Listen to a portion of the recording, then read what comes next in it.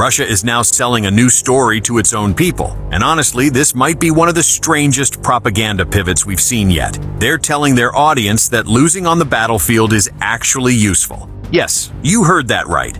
They call it a beneficial defeat. The idea is that it's all part of a bigger plan, part of Russia's historical pattern of turning retreat into victory. But the moment you look at the numbers on the ground, that story falls apart. Back in October, to advance just 1 square kilometer, Russia was losing 67 soldiers.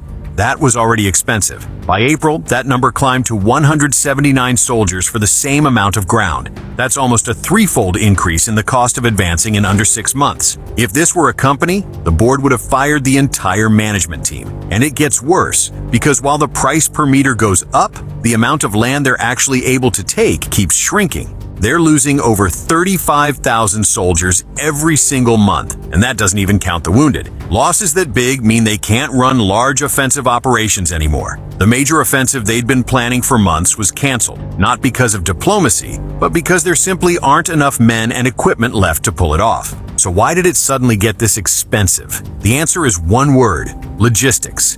Ukraine figured out that chasing tanks at the front line is like using a bazooka to kill a mosquito.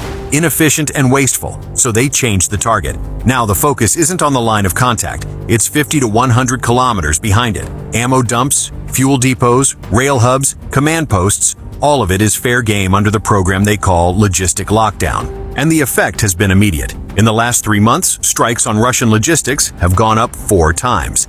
Every time a major depot goes up in flames, assault activity at the front drops sharply. The relationship is linear. No fuel, no ammo, no attack.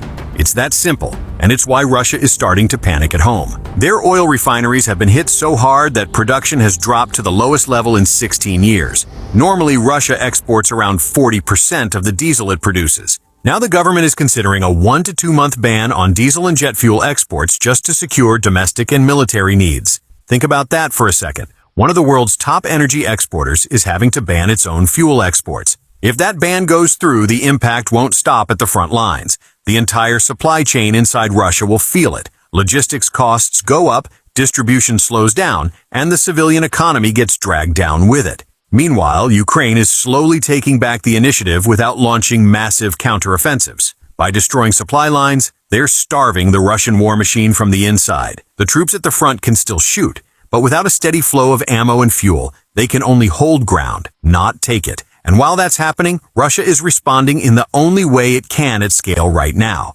bombing major cities with glide bombs. The goal is clear: raise the cost of the war for civilians and create political pressure. But every bomb that hits Kharkiv or Odessa doesn't move a single Russian tank forward in Donbass. So let's go back to the original narrative. If this defeat is really part of the plan, why do they need censorship, export bans, and a new story every month? Why does the idea of a moral victory only show up right after the casualty numbers become indefensible? History often turns defeat into myth later on, but myths only hold if people can't see the data. And right now the data shows one simple thing: Russia's war machine is still running, but it's running on one leg. The question isn't whether they can win anymore. The question is how long they can hide the fact that they can't win the same way they used to. So, what do you think? High-level strategy or damage control dressed up as doctrine? Drop it in the comments. I'm reading everything.